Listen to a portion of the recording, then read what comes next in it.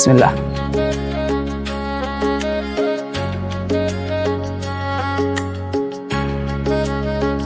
দর্শক দেখতে পারতেছেন কলস গুড় তৈরির প্রক্রিয়ায় এখন হচ্ছে টান দেন লাগানো হচ্ছে নাকি? এই পাশে রাখবো? হ্যাঁ। ওকে।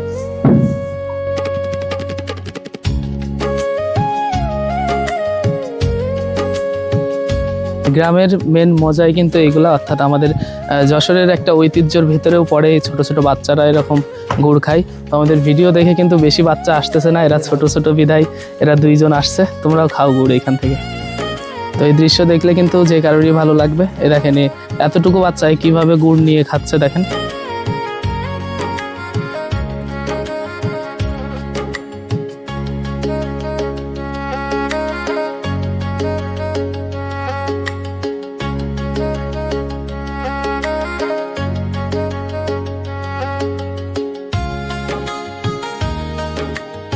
দর্শক এখন চলতেছে শীতকাল, আর শীতকালে এখন চলতেছে হচ্ছে আপনার মাঘ মাস।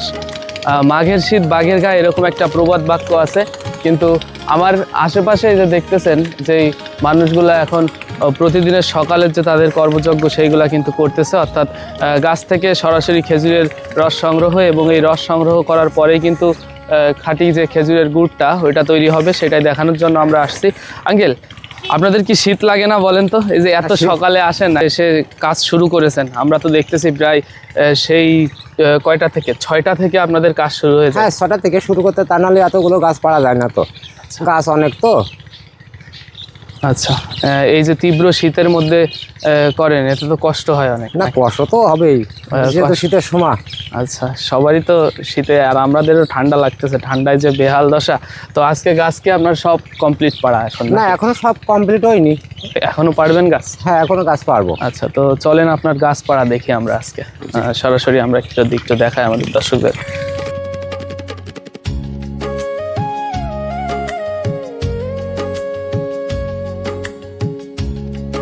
এই যে দেখতেছেন, এভাবেই কিন্তু প্রতিদিন গাছে উঠে গাছ থেকে রস সংগ্রহ করা হয়। এগুলা কিন্তু আমাদের যশোরেই বেশিরভাগ দেখা যায়। এবং আমাদের যশোরের যে প্রবাদ বাক্যটা আপনারা সকলেই হয়তো জানেন, যে যশোরের যশ খেজুরের রস, এত সহজে কিন্তু হয় না। কত পরিশ্রম এবং কত ত্যাগ স্বীকার করা লাগে। প্রতিদিনের সকালের ঘুমও কিন্তু তাদের ত্যাগ করতে হয় এই খেজুরের গুড় পাটালি তৈরি করার জন্য। তো আমাদের যে গাছি ভাই আজকে আছে, উনি খুব সুন্দর একটা উদ্যোগ নিচ্ছে। কারণ আমাদের এই সময়ের যে জেনারেশন, আমাদের প্রজন্ম যারা আছে, তাদেরকে উনি ওনার এই শিল্পটা শিখায় যাচ্ছে একরকম। আপনার ছেলে তো সামনে নাকি আঙ্কেল? জি জি, আমার ছেলে বড়। ভাইও তো গাছে উঠতেছে এবং শিখতেছে নাকি? জি। দেখা যাচ্ছে যে তারা এই ইটা আমাদের এটা কিন্তু আস্তে আস্তে বিলুপ্ত হয়ে যাচ্ছে, ঠিক না? জি জি। যদি আপনারা এইগুলা ধরে রাখেন, সেক্ষেত্রে আর আপনাদের ছোট যারা আছে তাদেরকে শিখাই রাখলে কিন্তু হয়তো ভবিষ্যতে এরা হয়তো কর্মটা করে খাতে পারবে। আচ্ছা, তো চলেন আপনার সময় নষ্ট না করি, আমরা আপনার গাছের পাড়াটাই দেখি। কত পিস গাছ আপনি প্রতিদিন পাড়েন? মানে গাছ পাড়াই তো বলে আমাদের যশোরের ভাষায় নাকি? জি জি। মানে গাছ থেকে রস পাড়া। ধরেন আমার 164টা গাছ আছে। আচ্ছা, তো 164টা 5 ভাগে নিয়ে আসলি 5, 30, 150, ওই 32-33 করে প্রতি পালায় পড়ে। আচ্ছা, সকালবেলা এবং গাছ পাড়া পড়ে প্রায় 65-64 করে 65 করে গাছ পাড়া পড়ে প্রতিদিন সকালে?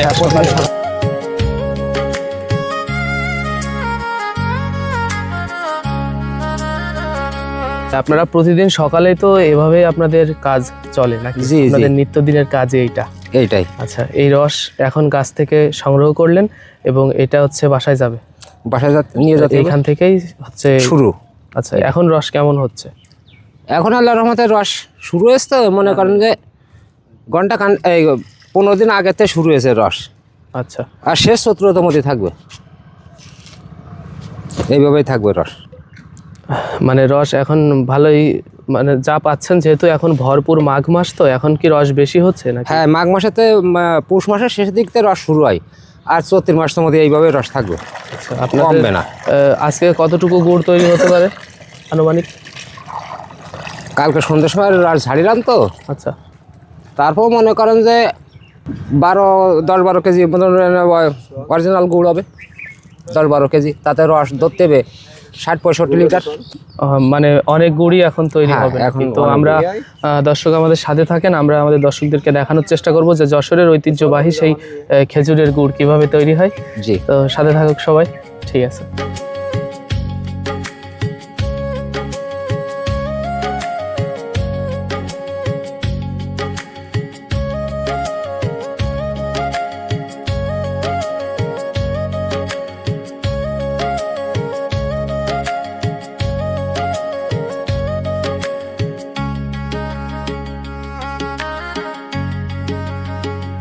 প্রিয় দর্শক, যেমনটা আপনারা দেখতেছেন আঙ্কেল, রস এই যে তাফালে ঢালতেছেন নাকি? জি।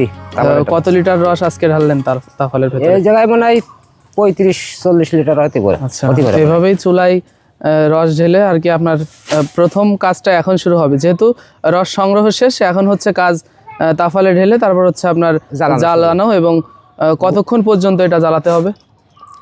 তা ধরেন প্রায় 1 ঘন্টা লাগবে জ্বালাতে। 1 ঘন্টা? 1 ঘন্টা। আচ্ছা, চুলায় তো আগুন ধরানো হচ্ছে নাকি? আমরা দেখতেছি একেবারে প্রথম থেকেই সবকিছু আমরা তুলে ধরার চেষ্টা করতেছি আমাদের দর্শকদের মাঝে। হাতে একটা লোহার নিয়ে আসছেন আপনি, এটাকে কি বলে? এটা আছে লোহা, মানে এটা অ্যাঙ্গেল যদিও বানাইছি, মানে এটা চুলার ভিতরে দেবো যাতে এরপরে যাতে এখানে খড়িটা থাকলে নিচেতেও অক্সিজেন পায়। আচ্ছা, মানে আগুনটা বেশি। অক্সিজেন না পাইলে তো আগুন ভালো জ্বলবে না। না, ভালো জ্বলবে না। আপনি এই প্রযুক্তি আবিষ্কার করেছেন? হ্যাঁ, আমি নিজেই এখানে। অসাধারণ তো, দেখান তো কিভাবে এটা করে। আমরা একটু দেখি। এই যে আমি ভিতরে ঢুকাইলাম। দর্শক দেখেন অবস্থা, এই যে একদম গন গন করে আগুন ধরে গেছে এটা দেওয়ার সাথে সাথে, তাই না? জি, রাইট। আর শীতও পড়তেছে কঠোর আকারে। তো দর্শক সাথে থাকেন, সরাসরি খেজুরের গুড় তৈরির প্রক্রিয়া আমরা আপনাদেরকে আজকে জানানোর চেষ্টা করব। দেখতে থাকেন, কেবল হচ্ছে চুলায় আপনার আগুন কেবল দেওয়া হলো এবং এই রসটাই একসময় খাঁটি খেজুরের গুড়ে কিন্তু পরিণত হবে। তো সাথে থাকেন, আপনারা দেখতে থাকেন। ভাই একেবারে খাঁটি খেজুরের রস খাওয়াচ্ছে আমাদেরকে, দর্শক দেখতে পারতেছেন। একদম ফ্রেশ যে রসটা, থাক ভাই থাক, বেশি বেশি দিয়ে না। তো ভাইদের রসের যে এটা কিন্তু ওনারা যে জাল বা নেট দিয়ে দিচ্ছে, কাঁচা খাওয়া যাবে এটা। এটা তো অসুবিধা নেই নাকি ভাই? আচ্ছা, সুন্দর রসটা। তো দেখা যাক রসের স্বাদ কেমন হয়। এই যে ছোট বাবু এও খাচ্ছে রস, তো দেখা যাক। বিসমিল্লাহ।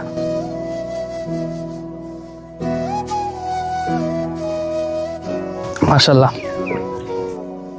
শীতের যে সকালটা, এটা আসলে এর আসল যে ফিল এটা পাওয়া যায় এই খাঁটি খেজুরের রসের মাধ্যমে। এবং রসটা খেয়ে বলা যায় যে মন এবং প্রাণ দুইটাই জুড়িয়ে যাচ্ছে দর্শক।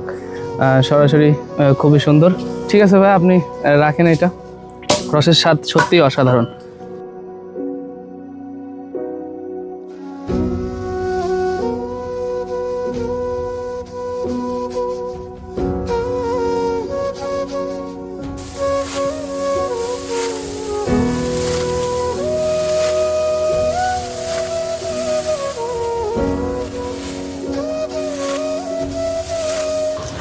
দর্শক দেখতে পারতেছেন যশোরের খাজুরার একটি গ্রামে আছে আমরা। ভাই গ্রামটার নাম কি আপনাদের? লেবুতলা আগ্রাইল। আগ্রাইল গ্রাম। আচ্ছা, এটা আপনাদের খেজুরের গুড় তৈরির জন্য বিখ্যাত আপনাদের এই জায়গাটা? জি, খাজুর আর খেজুরের গুড়, সেটাই তৈরি হচ্ছে বিখ্যাত কলস গুড়। এবং এই গুড়টা প্রায় তৈরি হয়ে গেছে নাকি ভাই? আমরা সেই সকাল থেকে প্রায় রেডি হয়ে গেছে।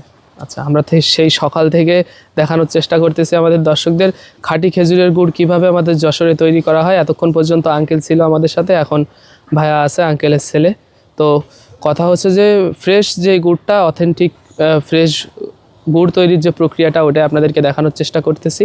তো সাথে থাকেন, দেখতে থাকেন। আর মেন কথা হচ্ছে যে দেখতেছেন গুড়ের যে ফেনাটা উঠতেছে, এইভাবেই প্রতিদিন এভাবেই তৈরি হয় গুড়, তাই তো ভাই? সকালে আপনাদের প্রতিদিন তো অনেক কষ্ট করা লাগে। অনেক কষ্ট করা লাগে। আর আপনারা যেমনটা বললেন আমাদেরকে, ক্যামেরার পেছনেও আপনার সাথে আমার কথা হয়েছে যে ভেজালের পক্ষপাতী আপনারা না। জি না, ফ্রেশটা দিবেন। আপনারা গুড় কত করে সেল করতেছেন ভাই? গুড় আপনার পাটালি আপনার 650 করে। আচ্ছা, আর গুড় আপনার 550 করে। ফ্রেশ গুড় নিতে হলে 550-600 এর ভেতর দিয়ে নিতে হবে। আর যদি ভেজাল হয় সেক্ষেত্রে তো 200-300 করে দিতে পারবো না। আচ্ছা, ফ্রেশটাই নিতে হবে আপনাদের কাছ থেকে নিলে। যে দেখতেছেন এটা দিয়ে কিন্তু কন্টিনিউ নাড়ানো হচ্ছে। আমি যদি একটু নাড়াই দেখাই আপনাদেরকে, নাড়াই দেখেন, জাস্ট এইভাবে, যাতে নিচে লেগে না যায়, তাই তো ভাই? যাতে উতলায় না পড়ে যায়। ও, ওইটা এই নাড়ালে কি হয় যে গেজাটা বাড়িয়ে উঠতেছে ওটা আবার কমে যাবে। নিচে লাগবে না, না? হ্যাঁ, বাইরে উতলায় পড়বে না। গুড়টা হয়ে আসছে, কারণ কালারেই বলে দিচ্ছে যে গুড় প্রায় রেডি। আপনি নাড়েন। চোখে ধোঁয়া যাচ্ছে।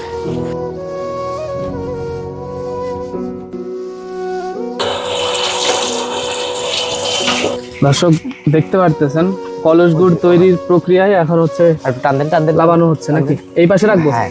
ওকে।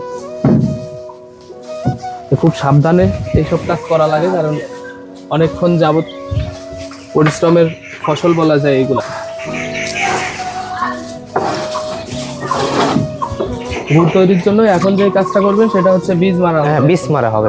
আচ্ছা, ওইটা করে তারপরে হচ্ছে আপনার কলসে ঢালা হবে, এবং কলসে ঢালার পরেই তারপর যে স্থানীয় বাজার আছে সেইখানে বিক্রি হবে। বাজারে বীজ নিয়ে চলে যাওয়া হবে। তো দেখতে থাকেন দর্শক, গুড় তৈরির প্রক্রিয়া পুরোপুরি প্রসেসিং আমরা আপনাদেরকে দেখানোর চেষ্টা করতেছি কেমন হয় আমাদের যশোরের খেজুরের গুড় তৈরির প্রক্রিয়া।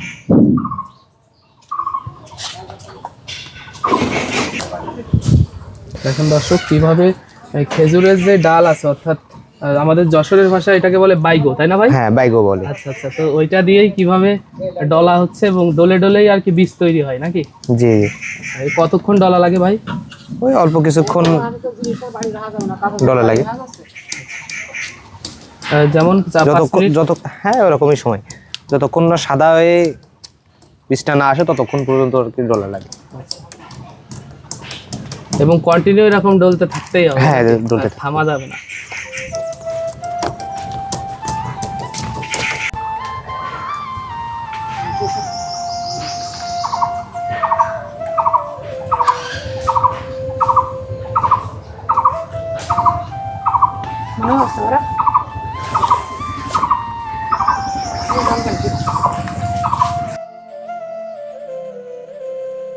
বীজ কি তৈরি হয়ে গেছে ভাই? বীজ পুরোটাই হয়ে আসছে। আচ্ছা, আর একটু সময় লাগবে না, ওইটাই শুকনো হয়ে যাবে আস্তে আস্তে। শুকাই গেলে তাহলে ঠিক আছে। ওইটা বীজ উঠে আসবে। আচ্ছা, মানে বীজ তৈরি হচ্ছে আস্তে আস্তে, তাই তো? হ্যাঁ। আচ্ছা, আপনি এই যদি সাদা হয়ে আসতেছে ওইটা আছে বীজ হয়ে আসতেছে। আচ্ছা, সাদা যে সাদা সে ভাবটা ওইটাই হচ্ছে বীজ। যে বীজটা সম্পূর্ণভাবে উঠে গেছে। এই যে পুরোপুরি তৈরি হয়ে গেছে বীজ, না ভাই? দেখতে পাচ্ছেন দর্শক, ওই যে আঠা একটা ভাব আসছে ওইটাই হচ্ছে বীজ, এবং এই বীজের কারণে আপনার এই পুরো গুড়টাই হচ্ছে আপনার দানা গুড়ে পরিণত হবে শুধুমাত্র বীজটার কারণে।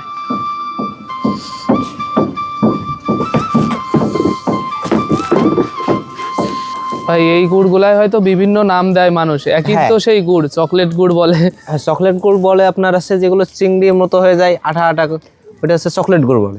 এটা হচ্ছে দানা গুড়। হ্যাঁ, এটা হচ্ছে দানা গুড়। গুড় আর কতদিন থাকবে ভাই?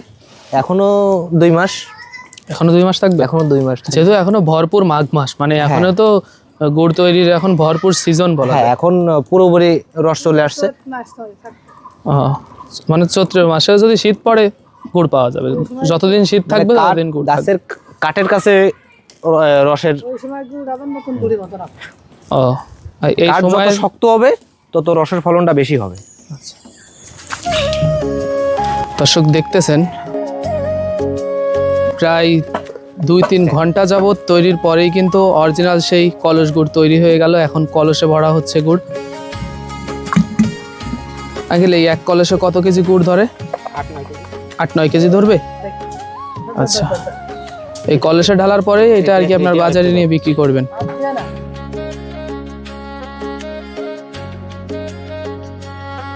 সরাসরি আমরা কিভাবে গুড় প্রথম থেকে শেষ পর্যন্ত কলসে ভরা হয় ওইটাও দেখানোর চেষ্টা করলাম।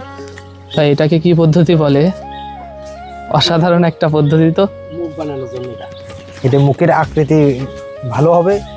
আচ্ছা আচ্ছা, তার জন্য এটা বানানো। মুখের আকৃতি সুন্দর আসবে না? হ্যাঁ, সুন্দর। অসাধারণ পলিসি তো। আমাদের কাছে এগুলা নতুন অভিজ্ঞতা। দেখেন কি সুন্দর মুখ দিয়ে উনি, মানে মুখের শেপটা সুন্দর আসে এই এটা করলে। আচ্ছা,